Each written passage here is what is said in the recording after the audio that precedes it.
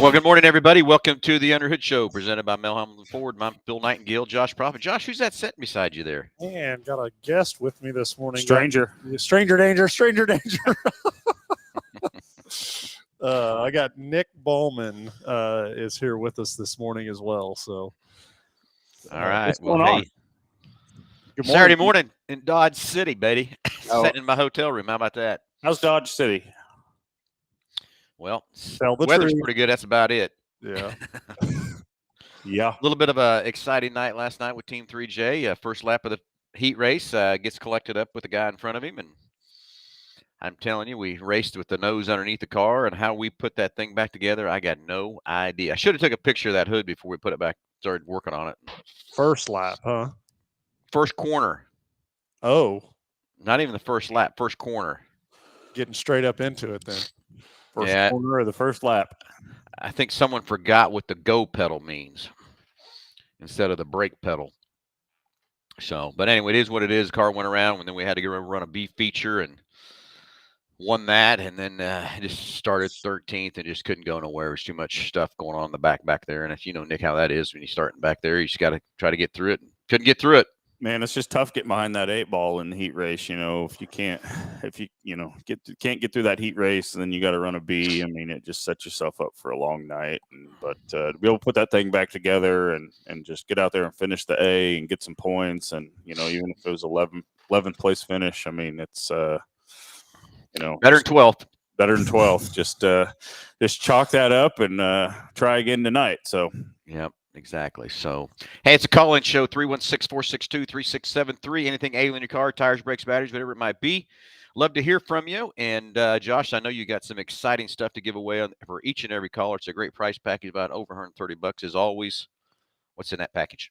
So we'll mail it out to you, but it's going to consist of the works, which is an oil change and tire rotation. We use Motorcraft oil and filter products at Hambelton Ford. While we're performing that, we're going to complete a multi-point inspection on your vehicle, checking over the brakes, tires, steering, suspension, all the safety-related components. You'll also receive yourself $10 to Mel's Diner, so you can get yourself something to eat and drink while you're here with us at the big corner. Complete nitrogen for your tires, so you get all the benefits that nitrogen has to offer. And then BG products package, CF5 for your fuel system and MOA for your oil. Again, just getting that car geared up and ready to go for that next 5,000 miles of driving. So, all right, that goes out for each and every caller. All right, let's get the phones ringing. 316-462-3673. That brings you right up to the front desk. The girls tell you we're going to get patched in the podcast, and we'll go from there. So, Josh, as we were getting ready to go on the show, I noticed you had some interesting pictures, and when you took me back there to show me those pictures, it was pretty crazy. But I guess this is what we call our lovely supply chain shortage, or what we got going on, right?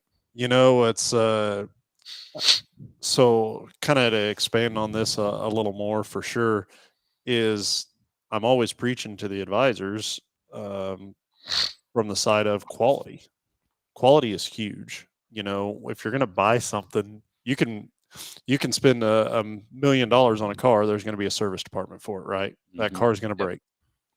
Same thing with any good or service that you can go buy a TV. You can buy an expensive TV.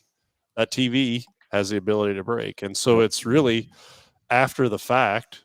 After you've purchased it, what's the warranty behind it? What's the what is the manufacturer going to stand behind the product that they produced? And you could purchase a product and go its entire the entire life of it and never have an issue with it again. But if you do, who's going to take care of it? Right. And so that's I'm always talking with these guys about normally OEM parts versus aftermarket parts and the difference between them. But then not only just the difference between the part is the warranty behind it and who's going to stand behind that thing. And so I can go through and show some of these pictures here. Got quite a few things going on today. We'll see how far we get here, but I'll get this. Whoop, that's not what I wanted to do. Yeah. Anyway, so Josh, you took me back there and showed me. As you starting with the tire, is that what you're going to start with first? Yeah. We'll start with this tire. Brand new tire. And when you first showed me the tire, I thought that the tire had been cut when we mounted the tire. Was the first thing that popped into my head, thinking that's what had happened. But in turn, after investigating, what'd you find, Josh? So essentially, what the deal is, and this was a set of tires. So we put 4 tires on. Had one of them, the sidewall gave out on this tire after it was mounted and on the vehicle. So then we went back to our supplier and warrantied out that one. Again, kind of assuming that maybe it was something that we did with the mounting process or whatever. So replace that one, put this one on, and lo and behold, about an hour later, the sidewall of this one blew out as well. And so basically, in the manufacturing process, there's a steel ring that goes around the tire before it's insulated in rubber, right where the tire mounts to the bead, mounts to the bead of the wheel. And this ring, the rubber was not holding around that metal ring. So the ring is actually coming out. So the air pressure pushed the rubber out around the metal ring because something in the chemical compound or the makeup of the rubber didn't cure or wasn't hard enough to hold that steel ring in there. Yeah, it's definitely a defect in that bead ring manufacturing process there for sure. Well, my biggest thing is I'm glad it happened quickly and not happened down the road a little ways or something, because that could have been a wild ride for somebody. So that is the other thing is the one was pretty well instantaneous. Happened, just off the machine. But the second one, we had it mounted on the vehicle. It had been on there for a couple of hours because the technician had additional work to do to the vehicle after the fact, and it ended up blowing up after. And there you can see it on the vehicle, and it busted up the hubcap as well when it deflated. But if that would have happened going down the road, I mean, that could have been a pretty serious deal. Or the other side of that, if that would have happened with a technician standing right there by it or fingers in it, I mean, the remainder of this center cap ended up probably 6 or 7 stalls away from where it happened. Where the car was at? Yeah. Yeah. We're lucky that didn't hit somebody. This or is hit another car. Yeah, this is a metal ring right here of the center cap. But you can see, I mean, it split that completely in half and then busted up all this plastic and stuff here as well. And so the amount of force when that happens it's a lot of force all at one time, for sure. Well, you figure out 35 pounds, or probably that's about what he had pressure in there to blow out of that area. Woo! We're lucky, very lucky. No one got hurt. We're very lucky it happened not driving down the road.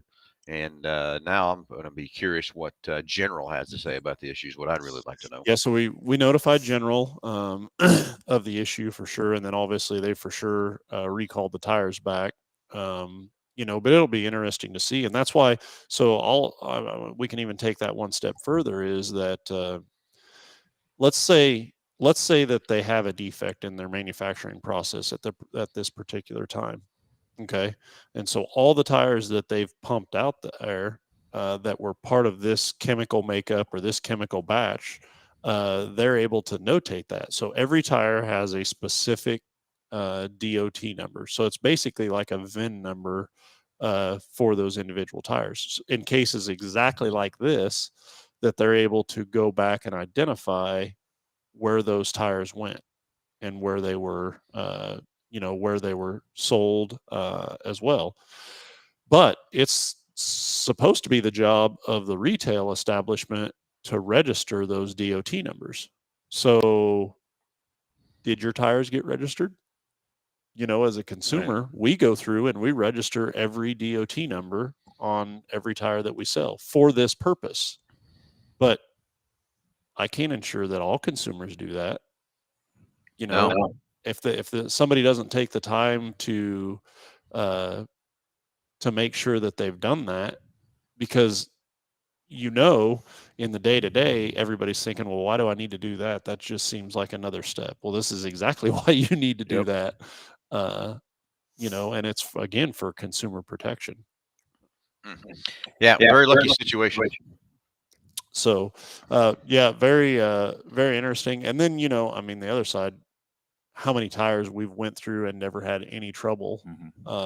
And so, yeah, it's unlikely for this to happen, but it is something that can happen clearly. I did. So, yep. Yeah, so it's like I said, I'm just glad that General's stepping up doing what they need to do. I'm glad they Sure. are. I'm sure they would, the manufacturers. And again, this isn't just General could have this issue. It's any manufacturer of a tire can miss a process or whatever from that part. And that I always say it's how you handle a situation and what you do with it. You try to sweep it under the rug and make it go away. It's never going to go away. So if you step up real quick and take care of the problem and address it, I mean, we're all human. We're all going to make mistakes. Things are going to happen. So, because I mean, I'm a big Michelin fan. I think they make a good quality tire and stuff. You know what? This could happen to Michelin too. It doesn't matter. Certainly. Yeah.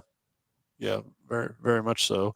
And, at the end of the day, I do believe that, just doing business with a quality business is important, from that side of it. And so, you can find a service cheaper, or yes, you can find a service that may be able to get you taken care of, especially in this day and age. I would say that, and I don't know, Phil, you can maybe kind of attest to that as well.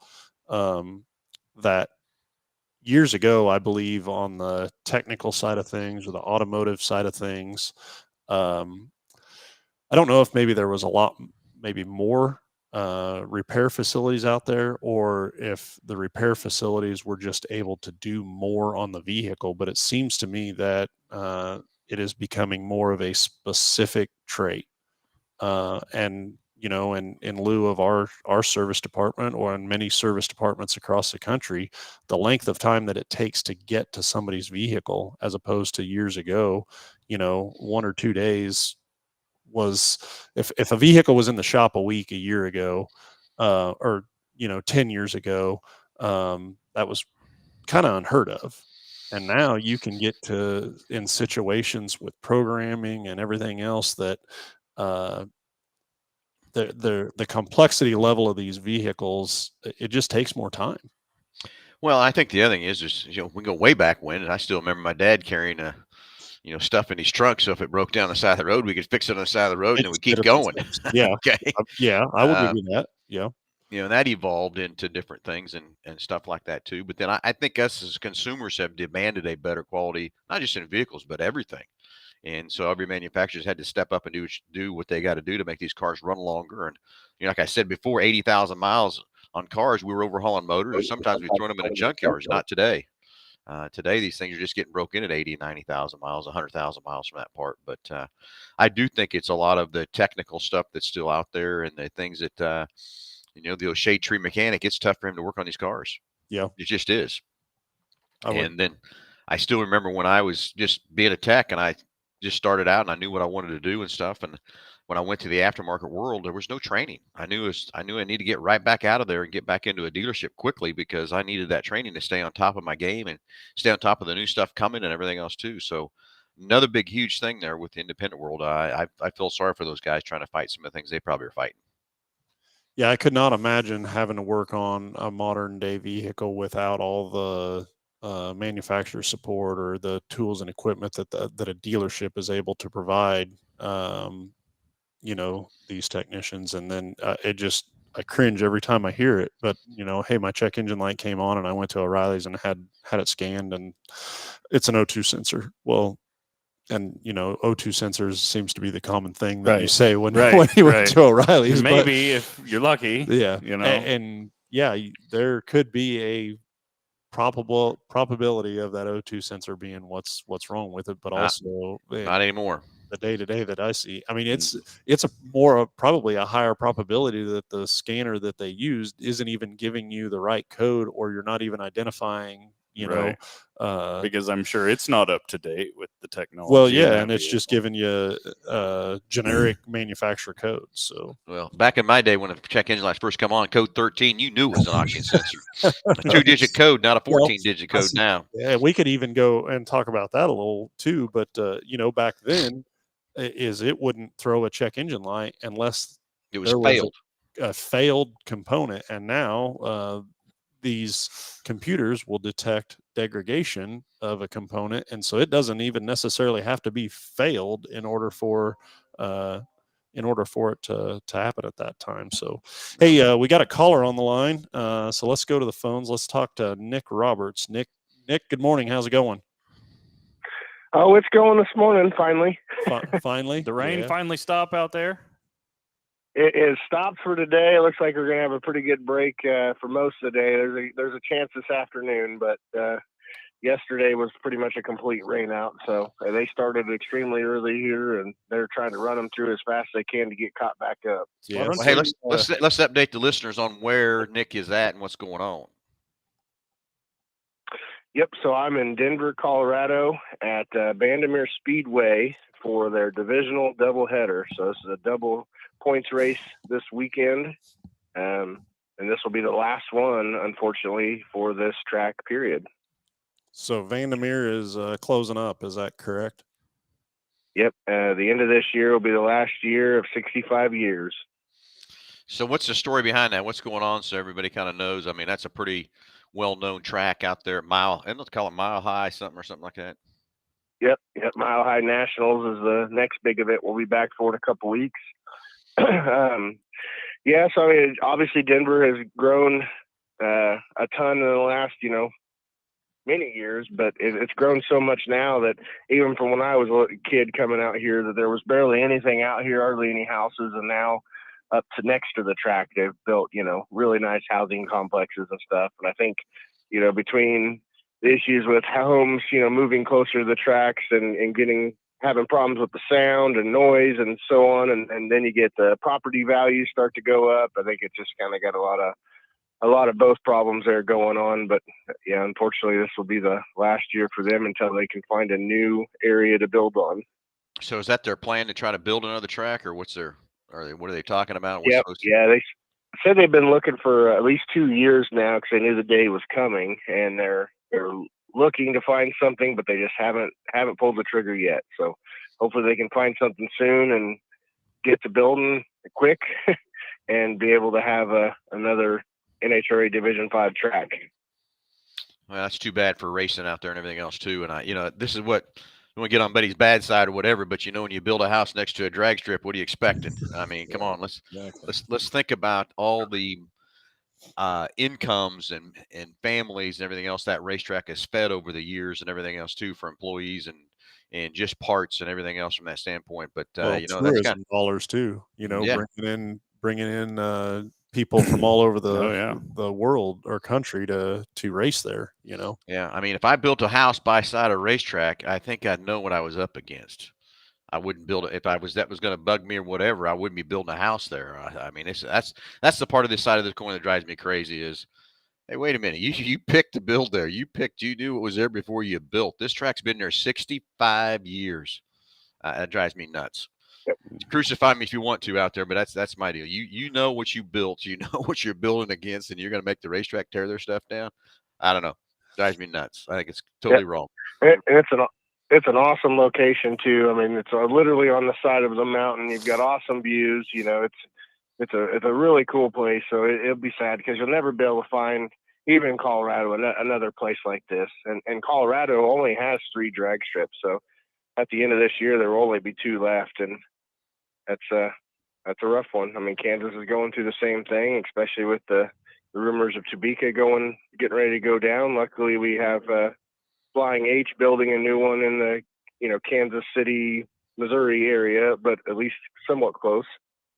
Yep, I get it. So anyway, what's any new exciting stuff out there? I mean, not new, but any exciting upsets or anything out there with the big? Because this is who's all racing? Is this the top NHRA classes that are racing? This is mostly your normal, everyday bracket racer. They do have some fuel cars here. Top Dragster's running. They have a huge field for Top Dragster. They got some pro mods. They got some guys testing and alcohol funny cars and stuff for the Mile High Nationals. But I'd heard there's over 600 cars here for this. This is the largest race of racers they've ever had. There's a lot of people wanting to get in on that deal for being the last one. We've changed a lot of tires for guys that were like, oh yeah, I bought this car. I started building this car 5 or 6 years ago, and I've just let it set. And now that I want to get it done, so I can at least go down the track here a couple times this year before it closes. We've seen a lot of that. A lot of guys that have from Canada we've talked to that, oh yeah, we usually only try to come down maybe once every couple years to this track, and now we're going to try to make it more. And so they're definitely getting a huge number of attendants just because, this is your last chance to get a chance at this track, and to be part of the history. Yeah. Yep, I get it. So we're back in a couple weeks though too, right? Is that what you said? Yep. So technically we'll actually be back mid next week for race week. We'll have to. This is one of our stops for Rocky Mountain Race Week, and then we'll be back July 14th through the 16th, I believe, for Mile High Nationals, and that will be the big boys, the big NHRA series. So. Okay, now to switch gears just a little bit, Nick, you pulled out there with the new 23 F450 with the high output diesel. And, of course, I'm pulling my race trailer with one too, but I can't really compare my examples because my trailer this year is bigger, heavier, everything else from that part. I really can't tell that much difference just because of the extra weight I'm pulling. But you can. You've done that trip to Colorado, out to Denver with the 22, a 21, and everything else. But just for people out there wanting to know how that high output diesel performed compared to a normal diesel, pulling the same load, pulling all in the same trip, kind of give us an update on that new truck. So it did a ton better. Obviously it's a very tall trailer. We, have lots of tires in it. It's a big trailer. It pulled it amazing. From the last truck that we pulled out here, that wasn't an HO, there's about a mile to mile and a half gallon per gallon fuel rating better. So it's happier pulling it. There's a big incline you have to kind of pull and turn around into to come into the track, and that's where I've noticed it several times where when it's loaded, it's never there usually no trucks are happy to get up that hill, and this one just kind of went right up it like it was nothing. So it's definitely very impressive. The fuel economy was better. Everything with it just seemed happier. It's a nice truck. Yeah, I tell you, these are Lariats, and we're usually running limiteds, and because we can't get those higher end trucks. But I don't know, this 23 Lariat blows away that 22 limited, in my opinion. Oh yeah, for sure. And so much almost like how much better can you get? What else more do you need? But wait, there's more. There's more. Yeah, well, good, Nick. So keep out there selling a bunch of tires for us out there and everything else from that part. Glad the Super Duty did well. I was curious how that was going to work out and stuff too. And when I come out here to Dodge yesterday, I was driving along and I told Jake, I said, dang it, this is about the nicest it's been. And I realized there was no wind. Yeah. That's the reason it wasn't so bad driving that truck out here yesterday. But so aside from this morning, have you run into any other weather or delays? So yesterday, it was pretty much all yesterday was a complete rain out. I think they got through like one round. They're extremely far behind. We should be into probably round 3 or 4 of the second race, and we're really into round 3 or 4 of the first race. So they've got a lot of making up to do. So every day you're here, no matter what race it is, there's always going to be a chance of rain. But it's usually very quick, and they have the track dried off in 15 minutes, and they're back to racing. Well, the first couple of days we did that multiple times, and that slowed them down, but they were able to push through it. And then, unfortunately, yesterday it just would not let up. It was just a constant battle of rain nonstop. So they ended up about 4 o'clock. They went ahead and said, "Yeah, guys, sorry, we're not going to be able to make today happen. We're going to start bright and early Saturday morning and get things going as fast as we can." So hopefully they can get it all finished up tonight. If not, I heard rumors that they're going to have to finish the point series in like Iowa at the next divisional. So, well, good. Let's hope they get things rocking and rolling and have some fun out there at Denver, for sure. Sure. Okay. Awesome. Well, Nick, thanks for the update. we'll let you get back at it and get mounting some tires and everything else for us and everything else too. So thanks again for the update, and hope you get it all in. Oh yeah. All right. Thanks, guys. Thank you, Nick. Have a good day. So All we'll right. go through and kind of Yep. read. Got a couple of different things going through here on the chat. But good morning, Delbert. Amanda, good morning. Jason, good morning. Gus says you get what you pay for. Well, that's when we were talking about, I think, About the the tires. tires and quality of the parts. And then and Delbert put on there, Mel Hambelton Ford is a quality business. Thank you for that, Delbert. And then Rex put on there, Bandamere is the coolest racetrack in the country. Phil, have you ever been out there? I've never been there. I've never been there either. So I've heard that, just the environment or the atmosphere, the sound kind of as it echoes off the mountains is really what makes it really cool. is. So, it really is neat because, it really literally is built into the side of a mountain. Yeah. So, if you kind of think about it, it's kind of built in 3 different layers, right? So like the bottom layer is like, all the spectator parking and everything that goes along that. And then like the second level up is the racing surface. And then the third level up is the pits. So all, the pits are real long and narrow. And then behind the pits is the mountainside. So, there's a fence that goes all along the pits, at the racetrack side. So you can pretty much, just walk up to that fence and look at the racetrack from above and watch all of the racing. And you really don't have to walk that far, from your trailer. And it really is, for a drag strip facility, you really couldn't ask for anything any better as far as from a spectating and racing perspective. as a racer, I would think that you would shy away from the track just because of the performance difference because of the altitude. You know what I'm saying? Yeah, I don't know and how there's actually some engine builders that are based out there in Denver, and there's actually some divisions of classes that have really been kind of built around that track. But those engine builders that have moved out there to develop their engines, in that environment, because if they can get their stuff to perform well and go down the racetrack in that environment, they're going to be able to perform well anywhere. And they have like the NHRA Pro Stock division. Well, there's another kind of division of kind of outlaw pro stocks that they call the Mountain Motor Pro Stocks, and that kind of all originated from Bandamere because it's basically a pro stock, but you could cheat it up so that you could actually get it down the racetrack, and Cheat it up. What are you talking about there, Nick? I don't know what that means. But oh, it got kind of quiet there, Josh. You noticed that? We don't talk about cheating, but it's a busy weekend for Mel Hambelton. Yes, it is. Racing and Hoosier Tire Great Plains this weekend. Obviously Nick's out there in Denver. He's been out there since Tuesday.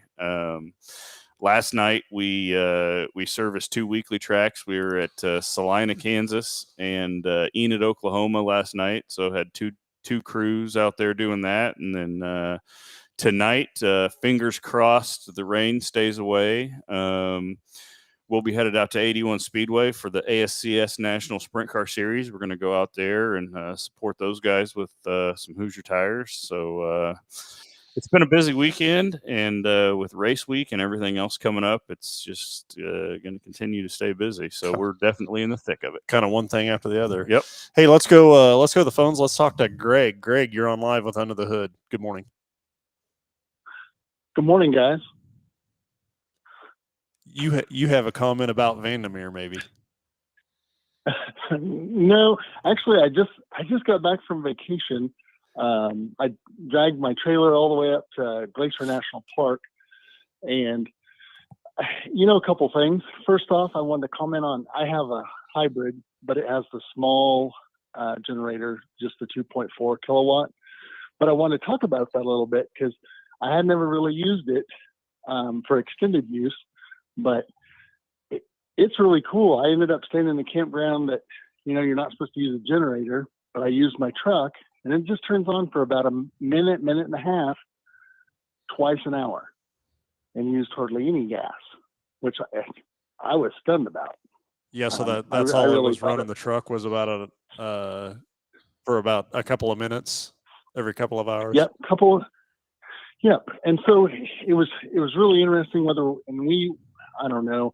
I'll be honest, I like to be able to camp besides just using the open fire. I want to be able to use a microwave. I've got 2 little kids, and to be able to microwave popcorn, my 6-year-old's pretty happy.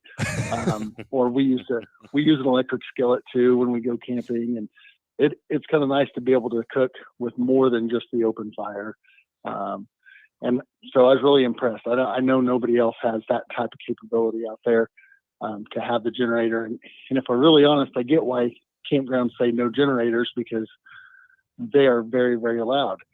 But all my F-150 does is idle for about a minute at low idle, and it kicks up to about 1,500 RPM for about 30 seconds, and it shuts off. And Yeah, I tell you, when we first had the Ford presented these trucks to us, we were down in Dallas for the presentation, and they had these big, huge tents set up with demonstrations going on with TVs and all that kind of stuff. They ran the whole facility on F-150s. No power out there in the parking lot and everything else like that. So you're right. They run just for a couple minutes and shut off, and away they go again. And I don't remember the exact time or whatever, but I think it's on a full tank of gas that it can run for over 72 hours. Yeah, it was, I want to say 3 days. Yeah. That could run without having to run out of gas or whatever too, and keep you running. So very cool. I mean, it is a great feature. That's what I had to look it up, because after the first time we used it for an extensive period of time, it hardly changed the distance to empty at all. And I was like, man, I looked it up, and yeah, I think the bigger one runs for 70 some hours. The smaller, the 2.4 kilowatt that I have, can run like 85 hours at full capacity. And I'm like, well, of course, we weren't pulling full capacity. You use the microwave, and then we had phone chargers going and just different things. But whatever, I was really impressed. We've used it for, like clearing out a fence row, being able to have hedge clippers, or electric chainsaw, just clearing a few things out. Not anything to get a big chainsaw out, just clearing a fence. But that's pretty handy. But we used it camping. I don't know. It was really, really cool. We've had the truck for 2 years. Puts a whole new meaning to roughing it, doesn't it? Yeah. I'll admit that the little kids really liked being able to have popcorn and, microwave oatmeal in the morning. It's easier to start your day if you can just microwave something instead of start a fire. Well, I'm with you 100%. I'll be at a lake all day long, but when it's time to go to bed, I'm going home in the AC. I can tell you that right now. Right. It's a pretty cool deal. But then the next question, it was a comment and a question, because I'm obviously super impressed with the hybrid. We got great gas mileage. If you'll drive, because we drove around Yellowstone and Grand Tetons, and you stay under 50 miles an hour, and it goes to electric half the time or more, which then, of course, the DTE on the dash says, 999 miles to empty. I'm like, well, yeah, because it's electric half the time, but I don't know. I can't drive 1,000 miles in those national parks, but whatever. But yeah, no, I tell you, this is where I wish the manufacturers would be pushing so much harder on hybrids and groom us into the full electric cars instead of just shoving the electric cars into us from that part. I'm a big hybrid fan too. When I drive a hybrid truck in town anyway, I pick up 5 to 6 miles per gallon just with the hybrid side of that coin. And I wish we'd have been putting a lot more emphasis on these hybrids than we'd be putting on 100% electric. Well, that's, I know there's a difference between it being an auto cycle or an Atkinson cycle, like the Escape is, and the Fusion was an Atkinson cycle versus my truck is the auto cycle. But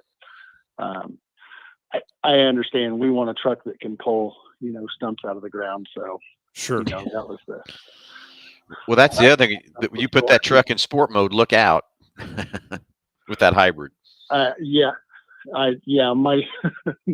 My dad was really stunned that it had that much power. I'm like, Dad, we're not even going to put it in sport mode. He's came up from Florida and driven in it, and he's like, man, this thing really moves. I'm like, yeah, it's crazy. But sorry, let me get back to I have a question, because I'm about 35,000 miles, and I talked to my service advisor out there in the quick lane, and he'd suggested doing a transmission service at 30,000. Of course, we were out on vacation, so we missed that number, but whatever. Can you talk about the transmission service and on the 10-speed? Is that I don't know. Yeah, that is what impacts that? That is something that I would definitely recommend, especially if you're towing.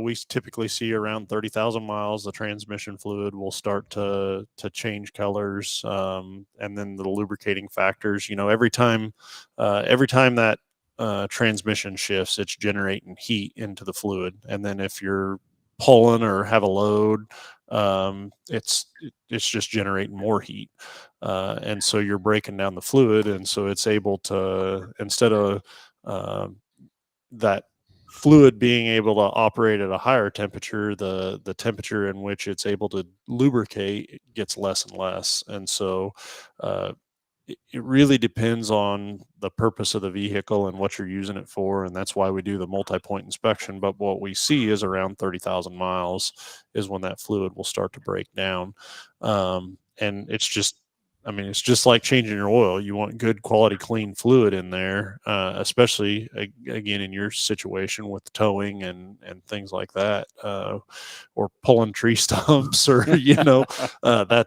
you're just generating heat inside the transmission every time you're doing it, and that's that fluid's really number one job. Everybody thinks fluid is there to lubricate. Well, it is, but its main job is to extract the heat from the components that are doing the work. So it's to get the heat out, and then secondly, it's to lubricate. And so if that fluid breaks down and it's not able to keep those components as cool, then they just get hotter every time they get used. And so, I promise you, cheap insurance, good clean fluid, servicing it on a regular basis, and you won't be disappointed. It'll perform like it should when it's new, that way. And then the other side on the transmission fluid specifically is, don't wait till you have a problem to service your transmission fluid. By then it's too late. Right. So on that line, is that something I can do when I get the oil changed, or do I need to really have an appointment? Nope, that is. And is there anything else? Yeah, go ahead. I was going to say, is there anything else I'm missing besides transmission service? Well, yeah. So on that, on doing that service, it can be either or. We can do it as part of just your routine interval or routine service, and then we'll kind of talk a little bit about your specific vehicle with that hybrid component. So in your particular situation, there's an added coupler in that, like an electric motor, essentially, where the torque converter is on the transmission. So there's an additional component, but really the transmission fluid and the electrical drive, or the electrical motor and then generator, is not really associated with that transmission fluid. Like they're kind of separate systems. And so it would be the same service interval as a regular F-150, I guess, is what I'm trying to say. And then again, around 30,000 miles with that truck, or 35,000, I think is maybe what you said. I'm going to go back to the multi-point inspection and checking it over, checking the whole vehicle over and seeing what your needs are. Transmission fluid's definitely one of them. Induction service is the other one. A GDI service is another one. I would say around that 30,000 mile mark would be good things to look at. And then again, just a good multi-point inspection. I don't know if yours is a 4-wheel drive or not, but then around the 45,000 mile mark, we start looking at things like the transfer case, the front differential, the rear differential, stuff like that. Mine's 2-wheel drive. Is it? Yeah. Just a little more basic, but it's a King Ranch, so it's super nice. Just 2-wheel drive, and no pulling boats out of the water, I guess. Yeah. Understand that. So, but it pulled good. You were happy with the performance and stuff like that around the mountains. I'll be honest, it's like it's not even there. We we actually went to Yellowstone, Grand Teton, then on up to Glacier. And, there's lots of roads up there that, the speed limit's 75, 80 miles an hour. And with the camper behind you, you'd think you'd slow down. Nope. It just go right up the mountain, 8th gear, whatever. It might, come down from 10th down to 8th, but then still running 80 up the mountain. And I don't know, like the trailer wasn't even there. Yeah. How big of a trailer is it? It's just a pop up. Oh, so okay. I know yeah. it's not, I know it's not heavy and it doesn't block a lot of wind. Yeah. But we're probably, I don't know, 2,500, 3,000. Then the truck bed's loaded too. So Yeah. I know we're near. I think the truck is rated for like 11,000. So we're nowhere near what it could do. But at the same time. Yeah. Go ahead.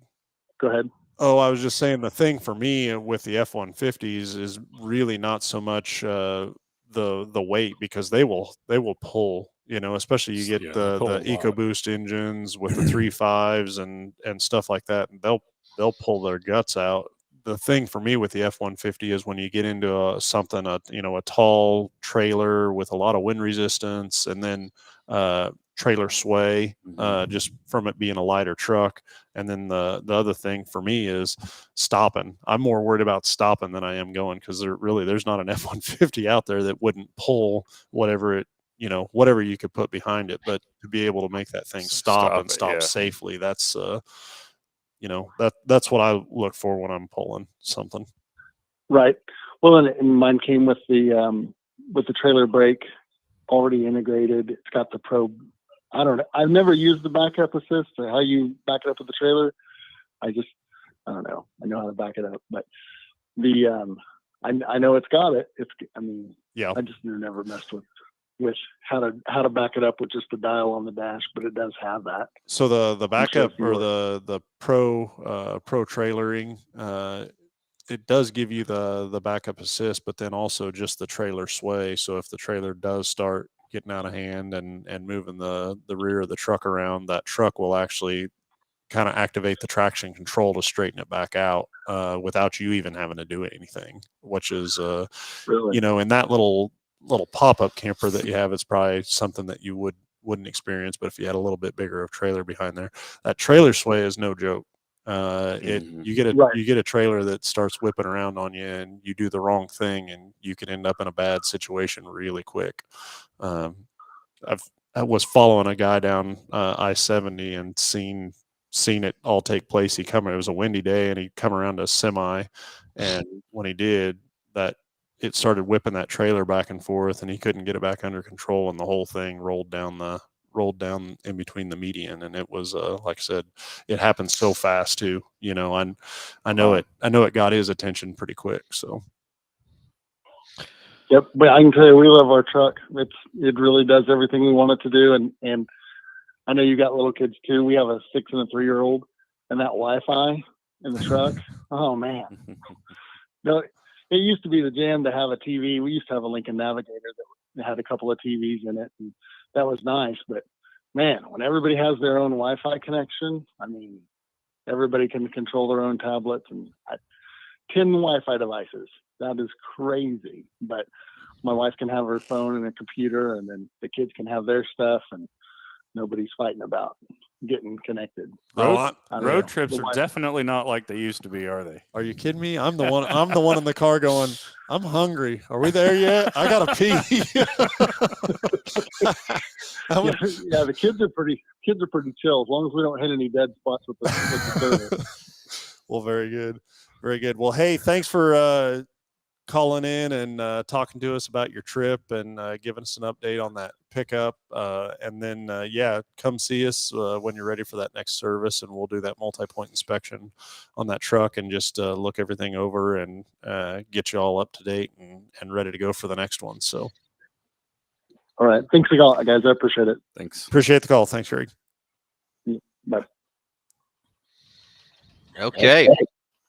Hey, Delbert's got a question. What's a GDI service? I think that's a pretty cool question to ask too. Sometimes we get rolling on with our acronyms in this industry. It is absolutely crazy. What blows me away about the acronyms is from Ford Motor Company. they'll have a acronym in the workshop manual, and then you talk about parts and say, hey, I need this acronym, and parts has a different acronym in their parts manual. And then you talk to you see a technical service bulletin about the same thing, and it's a different acronym, and yet they're all the same thing. And so it's it blows me away the amount of acronyms that are in this industry for sure. So anyways, Tyler kind of summed it up. yeah, there. I was going to say, so Tyler's got a reply there. Said GDI Services uses 3 different BG chemicals, a can of 44K that cleans everything the fuel touches, the can of EPR that breaks down all the sludge, oxidation, and all the nasty stuff that builds up in the engine and drains out with the oil. And last, a can of MOA, which helps the engine to help prevent engine the lubricity of the engine to keep the engine oil lubricating for that full 5,000 miles as well. So And we don't realize today the going 5,000 miles, how much longer doing that interval, which, again, I was always hard to get off that 3,000 miles, but going that 5,000 miles and how hot these engines run today and the injection stuff, how that carbon still builds in these motors. And that's where BG came up with this great service of keeping these motors clean. And I'm going to tell you, if I had to, again, get in a demo to drive and everything else like that, I would be doing a GDI service every service if it was my car, for sure. No doubt, just to keep that thing clean and everything else too. Remember, Josh, we got customers calling us back after they leave the shop, how they're getting more power, more fuel economy, and everything else because they've waited too long to have that service done. Let those rings seal up underneath there and everything else. Yeah, with low tension ring designs that the manufacturers have come out to again use thinner weight oil to meet CAFE ratings, things like that. I would say too that I've kind of been involved with this, and I don't know, Phil, I think you could probably speak to this as well. But years ago, that was something that you did at every service interval or every fill up was check your oil, or you would check your oil in a 3,000 mile interval in between oil changes. You'd check it all the time because the oil would consume oil. And then we went through a kind of a phase where engines really didn't burn a whole lot of oil. Well, now we're starting to get back to, with the thinner oils, the lower tension rings, that we're seeing engines that will consume oil in between oil changes, a quart and a half of oil. A lot of manufacturers say that, a quart within 1,000 miles is considered to be normal operating. And, I don't think there's a lot of consumers out there that understand that or even know that, or even check their oil in between intervals. It's just to put it in and go. Yep. I'll bet 90% of the people don't know how to check their oil. Well, because it's just not something we do anymore. Yeah. Every 200 miles, fill the tank up. We were doing all kinds of things to these cars to keep them going another 200 miles. Now we're going 5,000. I don't even blink at an eye. It's just not common practice anymore. We're looking up and going, how in the world did I get 3,000 miles over my oil change interval? That doesn't happen, Josh. Everybody's right on top. It does on the daily. I promise. I know, and it's just it's how much better these cars are today and everything else like that too. But you go that 3,000 mile over, it's time for definitely the next 2 services to have a GDI service done to get that thing back under control and get the carbon built out of there and everything else too from that part, and to keep these engines performing the way they do. So anyway, Josh, you got anything else on your agenda today? It's 9:50. We only got a couple minutes left on the show. Yeah, got a couple minutes left here. So I've got a couple other things to get into, but I think maybe we will save those for the next show. But recap wise on racing, we've got where all we headed again this week. So this week we're obviously in Denver, like we talked to Nick. Last night we were at Salina Speedway and Enid Speedway. Tonight, if we get lucky and the rain stays away, we'll go to 81 Speedway for ASCS National Sprint Car Series. Race week fires up here in about a week, so we'll be on the on the tour with yeah. Rocky Mountain Race Week. Should have asked Nick Um, about the drag car and the where we're at with the tune and all that stuff. I think we're pretty well squared away with the tune. We've had the car in Kansas City at KC Max Performance on the dyno there, getting tuned up, and so Nick's been working on that pretty heavy, and it'll be exciting to see that car make that tour. Yep. For sure. Yep. And Now, then give everybody a quick rundown what we're doing with Yeah. the two Mustangs and all that real quick. So they're going to leave here. I think it's Wednesday.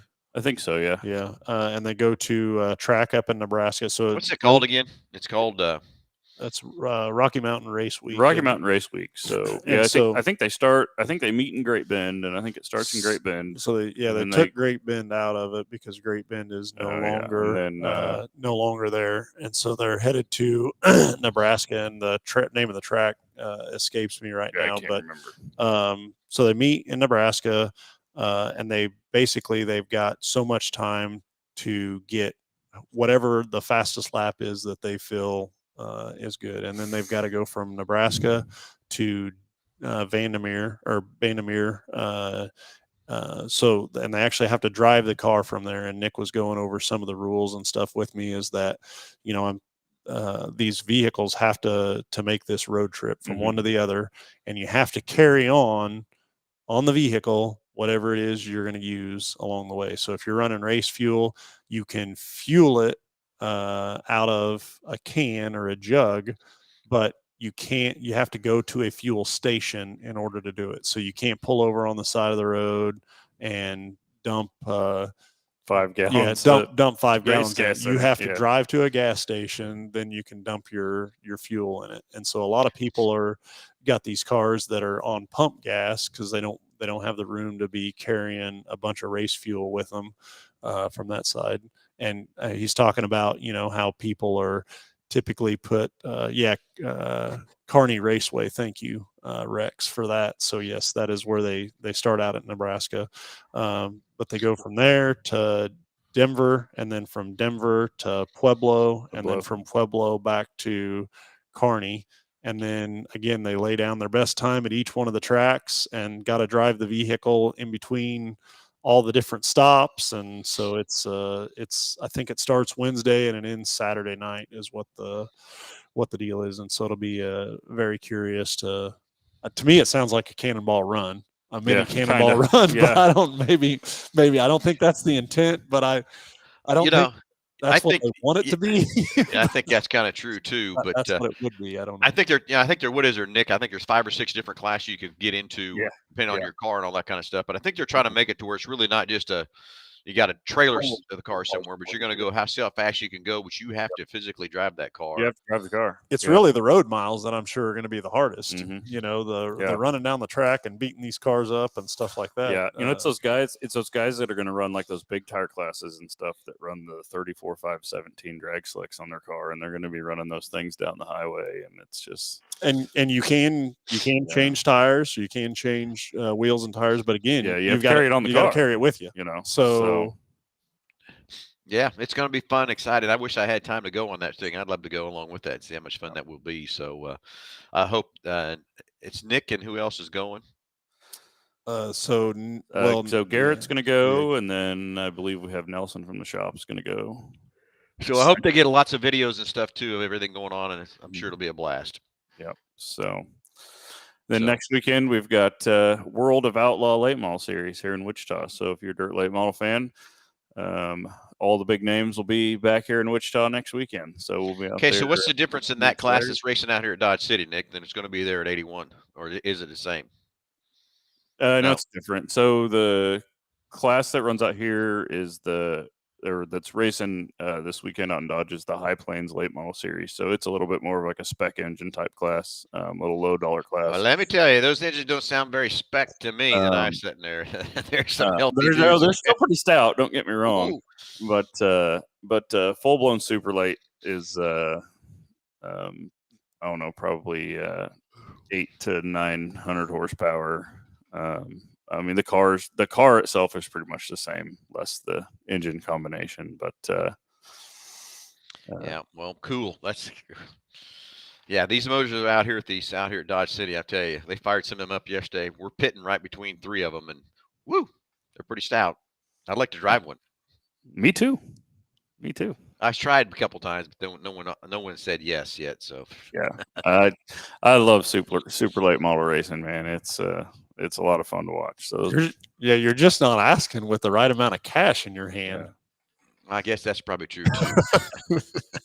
yeah. So Yeah. So, hey, anyway, everybody, I think it's time to let's go. And we still thank the sponsors here. Yeah, exactly. We don't do a good enough job of thanking them and everything else too, but we do talk about it during the show, which is BG Products, all the great preventative maintenance products we use right inside Mel Hambelton Ford. Not a technician in the can, but not snake oil, but you are getting great products to help the car run many, many more miles.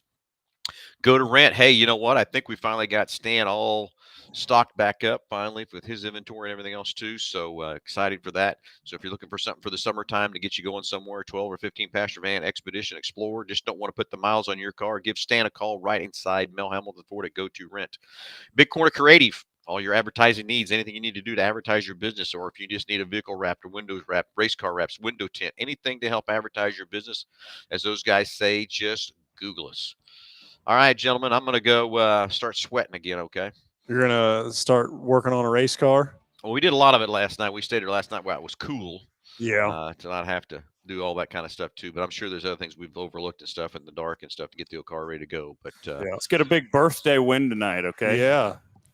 Well, it's not going to be from a lack of effort. I can promise you that. We're going to give her hell. I can promise you on that part. But that's what I want to. That's going to be great for Jake. It's Jake's birthday today. 25 years old. Not sure where that time went. Ooh. But quarter of a century old. There you go. Have a good one. All right, guys. Have a great weekend. We'll talk to everybody next Saturday. Yeah. Bye.